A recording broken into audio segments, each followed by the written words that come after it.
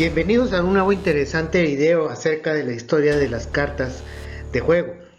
Generalmente las solemos ver como un solo ente, pero en realidad hay mucha tela que cortar acerca de los diferentes sistemas de estas cartas que tienen su origen en la antigua China, en Arabia, y que poco a poco fueron invadiendo Europa hasta llegar a nuestros días. Les invito a verlo.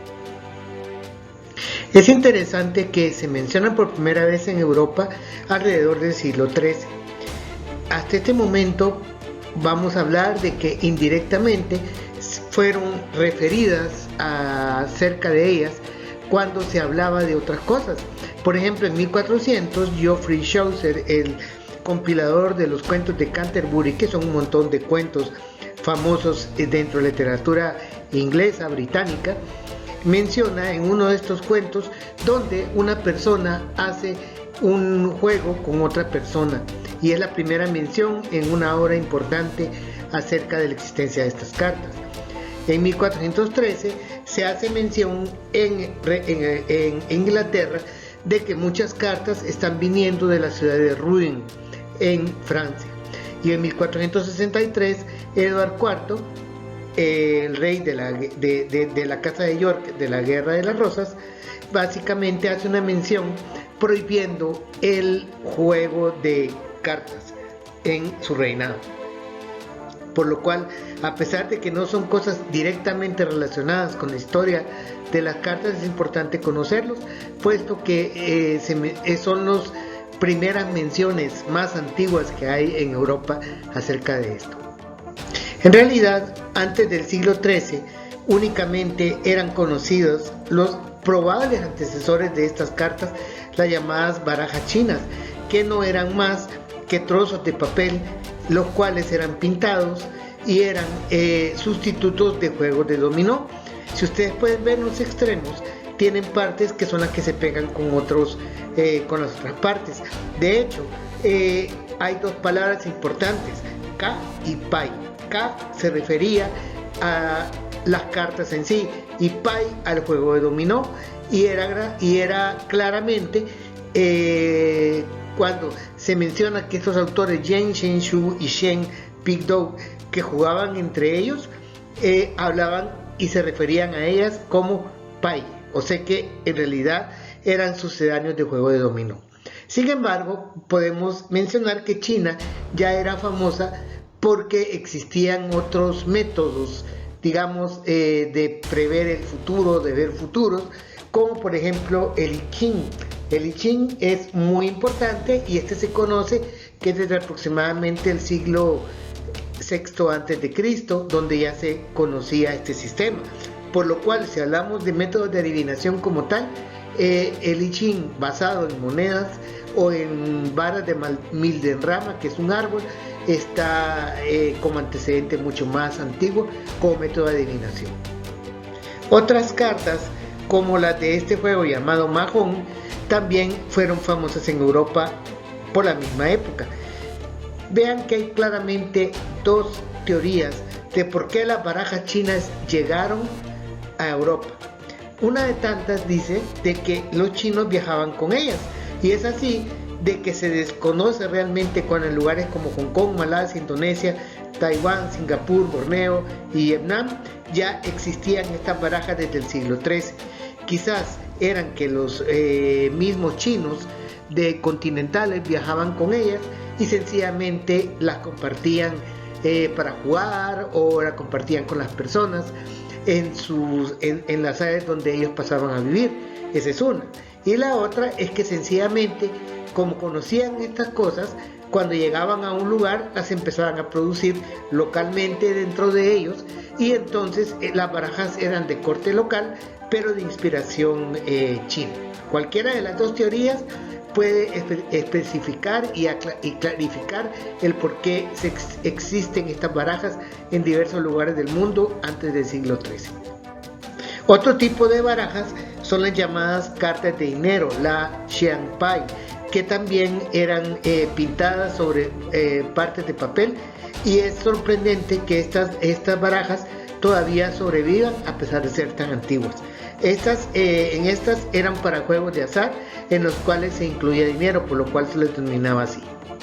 Estas también eran provenientes también de lo que es el siglo XIII. Ya la única diferencia que tienen es que hablan ya claramente y se pueden ver ya claramente lo que son los palos, las diferencias de los palos que llevan el sello imperial y que ya tienen reinas, caballeros y otro tipo de digamos protodivisión acerca de lo que son las cartas cortesanas. El otro origen que se habla acerca de las cartas de juego es las barajas árabes, y de hecho es muy clara la evolución a partir de esas cartas por el nombre. Estas barajas se denominaban naive. Digamos, la palabra dio origen a la palabra naipe en español, naivi en italiano y naive en inglés, con referencia a lo que era el ballet o el caballero. Entonces, la baraja más antigua es la baraja de la izquierda, que es una baraja de origen mameluco, de origen egipcio.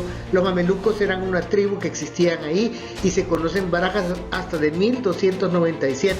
¿Cómo llegaron estas? A través de muchos viajeros que llegaban y viajaban a lo que era la antigua Europa de origen de influencia árabe. Más que todo estamos hablando de la península ibérica, y estas dos cartas que vemos al lado derecho son cartas también de origen árabe, las cuales tienen palos claramente definidos, y las del lado derecho todavía se fueron reproduciendo con el nombre de barajas moriscas, sabiendo que el nombre morisco se refiere a lo de origen árabe en español.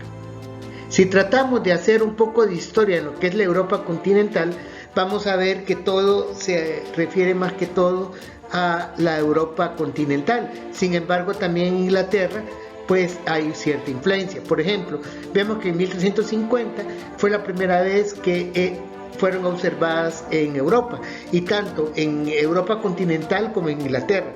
Al lado derecho tenemos un grabado que se encuentra en la British Library, en la cual se ven unas personas jugando cartas. Este grabado es de 1352. En el año 1379, en la ciudad de Viterbo, Giovanni de Coveluso fue la primera persona que habló de observar gente jugando en lo que sería las calles con estas cartas. En 1380 fue la primera persona, Rodrigo Borges, que era un francés de Perpiñán, que se describió como pintor y naipero. Ya en los años 1400 estaban presentes en Suiza y Alemania. En 1423, San Bernardán de Siena habla acerca de prohibir estos juegos de azar y evitar lo que sería que pierdan el tiempo los feligreses por estar jugando con estas cosas. Entonces, otra vez indirectamente, debido a estas prohibiciones que se trataban de poner, son las que se conoce que existían estos juegos y que estaban muy dispersos en Europa.